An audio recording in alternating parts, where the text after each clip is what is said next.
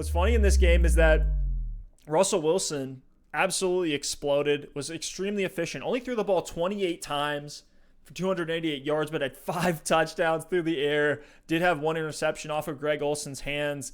Just on an MVP run for Russell Wilson here. But what's crazy is that with all that, from a fantasy perspective, Cam Newton ended up outscoring Russell Wilson. Newton finished with 35.6 fantasy points, 11 rushes for 47 yards, and 2 touchdowns on the ground. It looks like when they're on the goal line, it's not going to be any of these running backs. It's going to be Cam Newton. You got to keep plugging him in, and this is why I'm taking victory laps at this point, because I was all over taking Cam Newton late. He was the biggest upside quarterback for me. I have him in every single league and threw him out there week 1, and so far so good. Started him over Deshaun Watson. Keep plugging in Cam Newton. He is going to be the pivotal piece of this offense. If the ball's going to move, it's going to be Cam Newton, whether it's rushing or passing.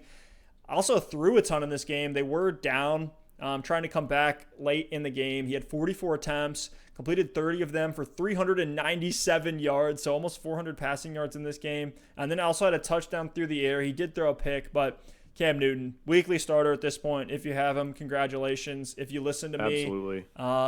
We can both take victory laps together. Keep plugging in Cam Newton.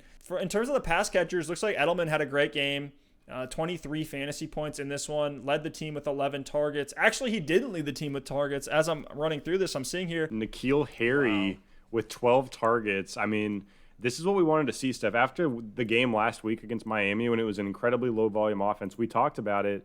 What do we do with these Pats pass catchers? Because there's not really a ton of volume to go around.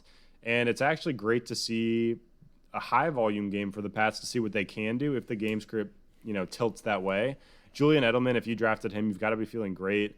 8 for 179, absolute blow-up game. He's clearly going to be Cam's number 1 target, most high-value target. And Nikhil Harry looks to be the clear number 2. 12 targets in this one, 8 for 72. So Nikhil Harry might be starting to break out. No. Keep an eye on him, and I think he's even worth a waiver pick. I think he could be worth a waiver pickup this week. Look, I get it. This was a high-volume game for the Pats. They're not all going to be like this, but I think Nikhil Harry, outside of Julian Edelman, is the pass catcher to own. I'm not interested in Damiere Byrd, who had 9 targets of his own. I'm not interested in any of the tight end options in New England. So if there's going to be someone outside of Julian Edelman that emerges, it's definitely Nikhil Harry. I'm out on Harry. He looks awful. He has no explosiveness to his game. I'd rather have Robbie Anderson. I'm not trying to endorse Nikhil Harry, but he's a name to throw out there to stash on the end of your bench. I'd rather have so many of the other guys we talked about today. Still someone I think's worth considering. I'm going to let somebody else pull their fab on him. I had Harry. I drafted him in some leagues very, very late. It just he's never going to be a good playmaker. Imagine if they had really what New England needs is an alpha X wide receiver. Imagine if they drafted Chase Claypool, or if they took DK Metcalf last season. I think this offense looks so much better. Maybe Tom Brady wouldn't have left, because I'm starting to see why he did with the weapons they have around him. Granted, James White wasn't there in this game. Prayer goes up to him. James White, he lost his father in a car accident, mother in critical condition. So tough to see that. I think he will be back, and he's going to help Cam Newton and help this offense. I think he is a guy that you can start as a desperation wide receiver 2 or flex, or RB2 or flex. I think we need to see it first, so don't go plugging James White in week 3.